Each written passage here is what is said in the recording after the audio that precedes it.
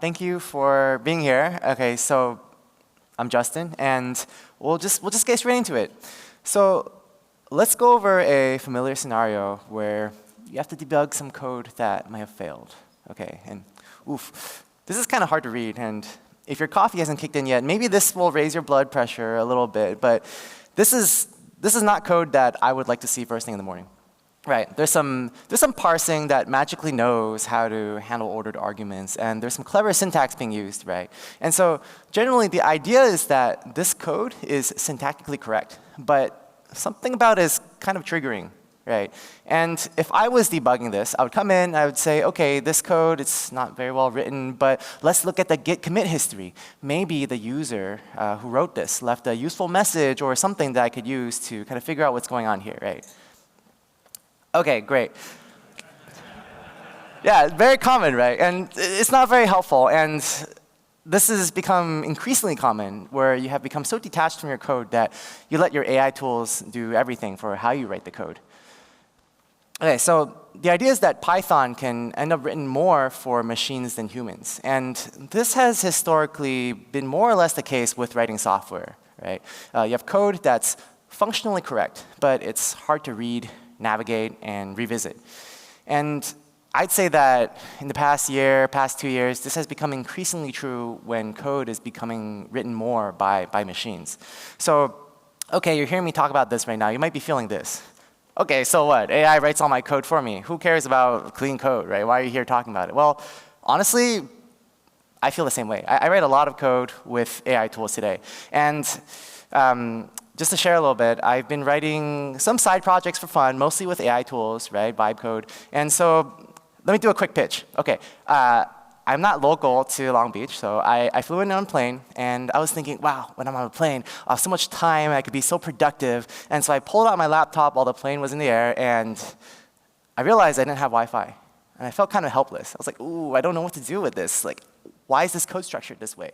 And when I got to my hotel, I loaded it up, and I quickly ran out of AI credits. So when we think broader about collaboration, right, because software is about collaboration, we have to also acknowledge that not everyone that's working on the code base has the same level of access to AI tools. Okay, that's the end of my pitch. Okay, so let's jump back into the idea. So I was talking about Python more for humans, or more for machines than humans, right? So let's compare this idea of clean code with website user interfaces. Over the years, web UIs have been refined to make navigation intuitive and effortless for humans to use. So this leads to the main concept of this presentation. What if we thought about writing Python like the way that UI designers build interfaces? Your code becomes both the end product and someone else's developer's user interface. Okay, an introduction is already done, so I'm going to just breeze through this. I'm a software engineer. It's kind of cool that I get to say I work on AI because that sounds cool now, right? I do mentorship, and you'll notice something's missing here, and it's that I'm not a designer. Okay, so I'm calling this out just so you know that this is not some sort of concept that only Justin can do, right? I feel like everyone can do it. And also a call out to kind of defend myself that if you look really closely at some of the slides, you're going to see padding issues and some alignment issues, and just forgive me, but I'm not a designer. Okay, so the format is that we're going to go through these 7 concepts that are shown here. I made a fake website. It's called Tiny Paws. It's a Chihuahua adoption rescue. It's not live. It's entirely local. But for the format of how I walk through these 7 concepts is that I'll show the before and after of a user interface, and then I'll show the before and after of some Python code. And just to call out, there's going to be a lot of slides with code on them, right? And please don't be intimidated. The goal is to more so show the structure of the code and high-level details, right? You don't have to read everything line by line. And I did blast you guys with some code in the first slide, and that was just kind of get my point across. So it's okay. That will not happen. Okay. Cool, let's get right into it. First concept is structure and scanning patterns. So this is the concept that when people first open a web page, they scan the UI in a very predictable way. This is an example of relatively poor layout, right? There's no clear visual hierarchy or flow for this page, and all the information and navigation is more or less presented here, but it takes some time to register where things are. Here's an example of much better UI. So when you're navigating a landing page, people usually scan the UI in a very predictable Z-shaped pattern. They go from top left to top right, then down to the bottom left and bottom right. And so most websites will actually optimize for this type of structure and streamline information to be presented this way. And that's why so many of the landing pages that we see use this boilerplate layout. This is a parallel example of code with poor layout. There's a random comment in the middle of the file, there's an import in the middle, and some function called summarize, right? So it just feels kind of sloppy, and more like someone found some space to add some changes and just quickly put it in there. There's no predictable flow or sense of familiarity. And here is a better example. When I first open this file, I'll read the doc string at the top to digest what this is for. Then, unless I'm figuring out something with imports and constants, I'll just jump to the bottom, and I'll read bottom up from the main method, right? And so the reason for this is that my brain has a structural expectation for how Python code in a file is organized. And if I were to generalize, a lot of Python developers will briefly skim the top of the file and go straight down to the bottom and go bottom up. And one of the reasons for this is because Python is interpreted. So your code is executed from top down, which means your functions generally need to be declared prior to being used, right? So as a result of this, it's become a convention for the main entry point of the code to be at the bottom.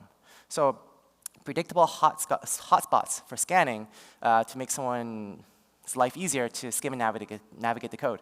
Docstring, imports, enums, then you have your functions and classes, and then you have your main entry point at the bottom. So I'm not saying that this is the structure you have to use for your projects, but at least make sure whatever structure you use in your organization or project is consistent so that you set people's implicit expectations on how this code that you're working with is going to be organized. All right, the second concept is about how we label and name our resources. And this helps guide users on how they would interact with a resource in the code base. So here's an example of a form with some ambiguous naming conventions. For example, how old, right? That field, what does that mean? Does that mean how long the animal has been at the shelter? Or is this the age of the animal? Or for look, if we filled this out for another animal, like, what do we put? Do I put happy looking? I don't know. So generally, there's no context or guidance from the naming. The terminology is inconsistent, and there's some guesswork to figure out what exactly a field is for. With an improved example, we use clear naming for the fields, even if they might seem a little verbose sometimes. Instead of this vague area field, we have in foster near, so we can guide how we fill out this value, right? And overall, it's just much easier to fill out and provides context when needed as part of the interface. Now, we compare this concept of naming and labeling to our Python code. And this is kind of an extreme example of bad code, but the function names are ambiguous, the arguments are not clear, and the types for the arguments and the returns, they're ambiguous, right? So I mentioned this is kind of an extreme example, but I've also worked with code bases that reused a lot of function names and terms across the code base. And if we're expanding on this, someone might have a function called check. Then they'll call it check v2, and then check v3, check data, right? I hear some people saying things like muttering because this is thing you can empathize, right? So avoid overloading functions, especially because if you are using AI tools, even more so, because they can get really confused at redundant naming and actually modify the wrong thing. And now, here is an improved version. There's some thoughtful function names, and maybe they're a little verbose, but they clearly convey what it's for. The arguments are not only made more clear, but they also have type hints and defaults on them to kind of guide you what to put. There's comments for functions that require a bit more context. I personally don't feel like you have to write comments for everything, but it helps, right? And so this concept of naming and labeling makes your code much more readable and understandable, and it also, again, helps your LLM AI tools parse a little bit more to give you valuable results. So you can think of this a little bit like your SEO, search engine optimization for a web page. Okay, next one is visual hierarchy. So in UI, typography, spacing, alignment, these are used to create groupings and guide the user on how to read the content. So again, for example, this is kind of hard to read. Everything's just flat, right? There's this cute chihuahua on the side, but when I look at the text, I don't really know where to start. My brain wants to skim the content, but it's a little bit jumbled.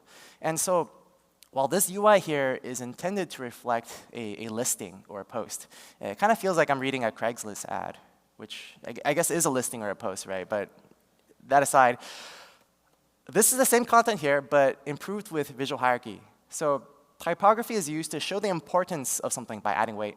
We use spacing to group related elements and add a little bit of breathing room. And alignment is used to guide the eye a little bit on what's important, what's not as important. OK, so poor Python code. It's really nice that the IDE colored this code, but it otherwise feels pretty flat. I have to read from top down, line by line, in order to process what information is here. And if I pass this through PEP8, except that there's no docstring, right? It's technically sound, and there's nothing really wrong with it. In this example, the dictionary and the return value is expanded from one line, so we have consistent alignment to make it easier to read. And we apply some visual hierarchy. So the code performing functionality that's similar is grouped together. So rather than having everything defined one new line after the next, we have 3 groups. We have our input validation, we process our data, and we return the data. And so sometimes your code doesn't necessarily have to be wrapped in its own function. Instead, you can apply visual hierarchy concepts to provide organized spacing between logical units of code.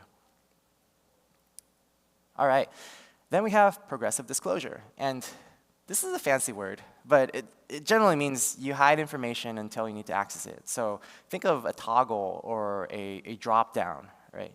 Or a modal that pops up when you click a button. It keeps your core logic clean. It hides noise and only presents itself when it's actually needed. So here's some UI that doesn't really use progressive disclosure. This is an FAQ, and it's just really long. You can scroll down, but obviously I can't scroll because this is a PowerPoint presentation. But it's an FAQ, and it's very noisy. Every time I open this, there's just all these details in my face every single time I'm trying to find something. Now, if we apply progressive disclosure, we wrap the information in sections that we can expand on more content when we need it. Right? So I mentioned we have stuff like drop-downs, modals. In this example, we're using toggles. You click on it, it will expand, and you'll get more information that you need. So this shows the important information first, while reducing cognitive load and not overwhelming your users. It's really easy to scan this page and find the information you need before you dive into it to answer your question. Here's some Python code. It does some sort of arbitrary data processing, and then it prints how long it took to process this data. And I've seen this scenario more times than I can count, where you have your core code functionality, and then you have a lot of inline code kind of doing something else that's not really related to the core functionality. It makes it harder to digest exactly what this function is doing because it's littered with all this other logic coupled in it. And the most obvious approach is to use functions or a class to wrap sets of complicated logic together. And totally valid. With Python specifically, I really like using decorators. So here is an example. Oh, my apologies. Actually, well, OK. So for those who don't know, a decorator is an annotation where you put an @ sign with functionality on it. So you might have something called @process_data. And so unfortunately, this slide is still the bad, and I didn't get the good one in here. But the idea is that when you declare a function, def function name, on top you have a @ maybe with timer. And so we abstract away the timing functionality into this function. And then it will run and calculate what the runtime is for. So you can easily read the process data function just like that. And you don't get bombarded with the additional complexity of the logic that's wrapped inside the decorator. So functions, classes, decorators, they're great ways to apply progressive disclosure on your code to present additional complexity when the user needs it. OK, next up is forms. So forms are really interesting. A lot of effort goes into making forms intuitive and streamlined. And so you're here at PyCon. You probably filled out a bunch of forms to register to come here. Good forms guide users through each field to reduce the friction and make completion of the form easier. So here's a form that it can be improved. Honestly, it's not that bad. But there are a few things here that are kind of confusing. So for name, do I put my first name? Do I put my full name? what if I don't want to provide my email address? Is it required? Okay, there's a phone number. Do I need to put the country code in there, or do I leave it out, right? And it's just not very confusing and intuitive. Maybe I'll fill this out, and then I click submit, and then it complains that I didn't have the right input. So when we're making forms, the user should be focused on filling out the form, not thinking about how they're supposed to fill it out. Contrasted with this, it uses clear labels with better organization. The placeholders in the form exist, so you have clear references for examples on what you would put for an email, what the format would be. There's full name, there's an example here. The phone number there's no country code included, so probably you're going to leave that out. We use flags to mark which fields are optional, so users don't have to guess. And we use drop-down lists to streamline enumerated values.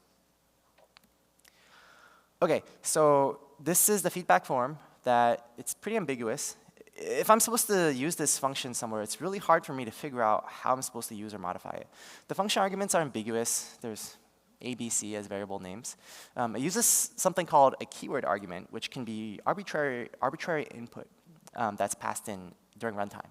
And so in order for me to call this function correctly, I need to reference existing usage, look for documentation, or try to read the code, and hope that when the code runs, it doesn't error out. And again, this might seem like an extreme example, but I've seen functions written like this all the time. And I'd say one of the main causes is by something called additive changes. So when people are trying to add new features, patch a function, and they're worried about code regressions, they add new arguments and conditionals instead of restructuring the logic. So additive changes make the function a lot less likely to break. You have less risk of regressions, but it accumulates code debt over time. So unfortunately, that's the reality. I feel like there's unit tests help a lot. Having a culture that allows people to make refactors and give them the space to make sure it's well tested is another area to kind of push against this, right? So, all right, there's a cleanup example by using properties that we would derive from writing forms. There's guidance on how to use the function in the form of type hints and the arguments and a docstring. The variable names are clear and on what the fields are for. Validations are performed and exceptions are raised properly. So it's easy for me to read and understand what the correct values are supposed to be. Generally, this feels pretty straightforward. It feels like I'm filling out a form rather than filling out the blanks in this arbitrary form where it's kind of confusing, right? So looking at this, I feel more or less confident that I won't need to run it multiple times over and over before I know that it works. And so the takeaway here is to treat your functions as a form. Aim for a fill-in-the-blank type of usability and remove guesswork from other users. If there are errors, they should be clear and guide the user to the correct usage. All right, familiar structures. These help make applications easier to use, and I want to draw a parallel in how we would organize our directory structure. So let's say you're opening an app, and you see these icons on the corner. What do you think happens when you click on the fire icon? Any guesses? Yes, it burns, right? So, sometimes we burn things to remove them, right? So in this poorly designed application, we delete things, right? So you click on it, it deletes them, right?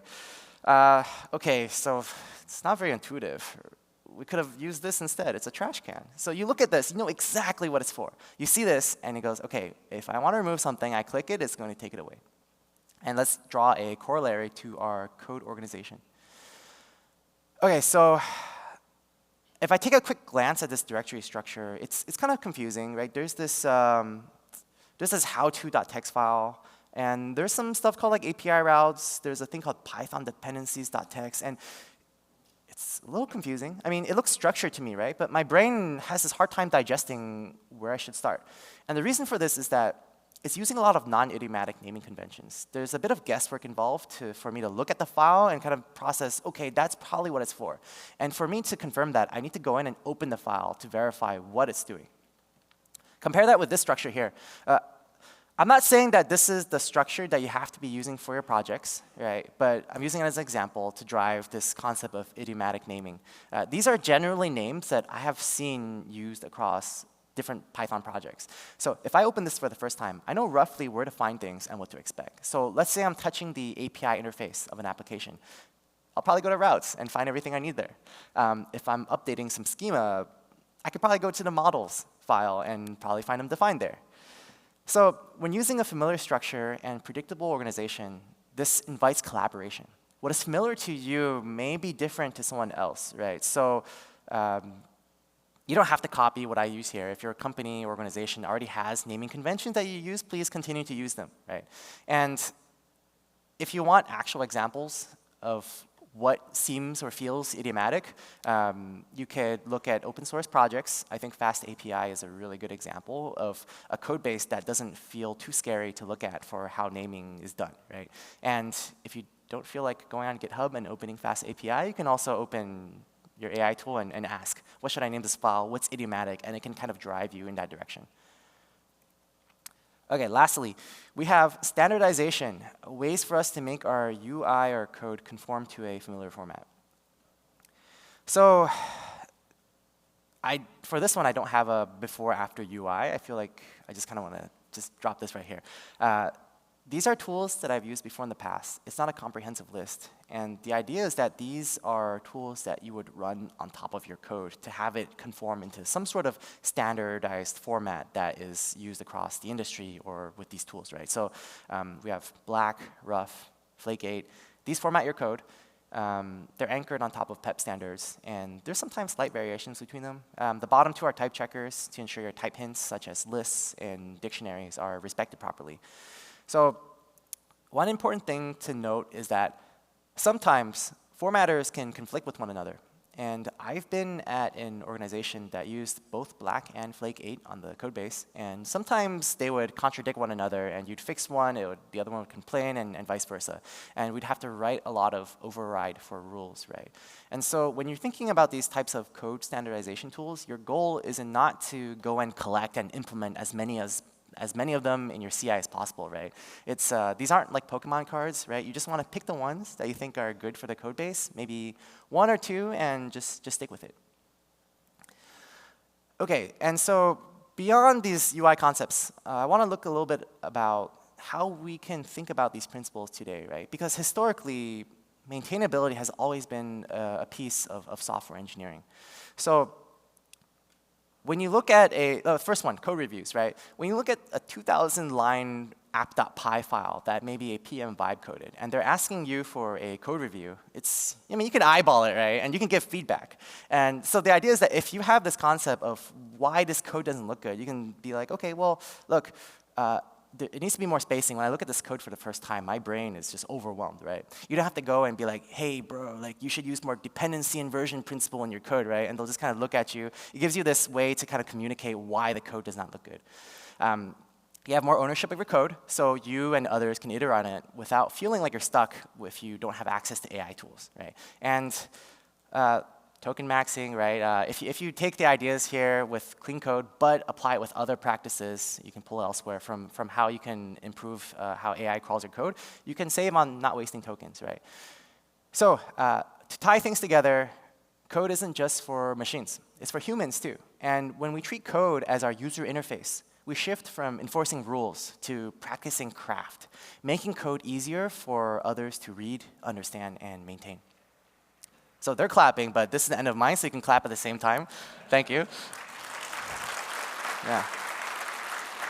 Yeah, thank you. Thanks for the talk. I recognize a couple of those patterns, particularly your point about visual hierarchy, using those blank lines to kind of separate stanzas all the time. I'm always putting this in reviews. Just please put a blank line here. It really helps. My question is, how do you do this incrementally?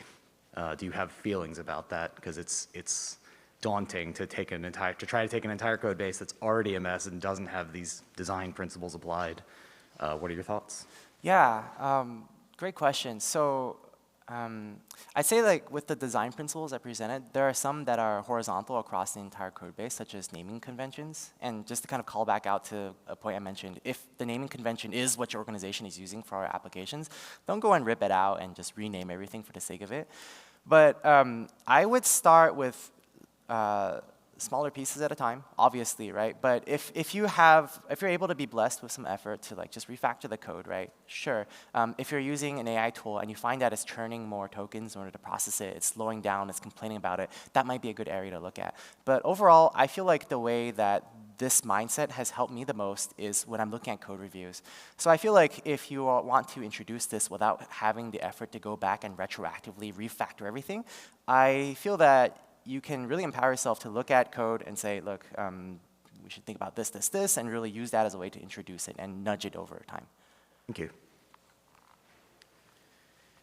Thank you. For, what's the right way to put it? For people that want to get better at making their code like easy to understand and stuff like that, do you have any specific online resources you'd recommend that they could go back to that are like good for learning these principles that you're talking about here?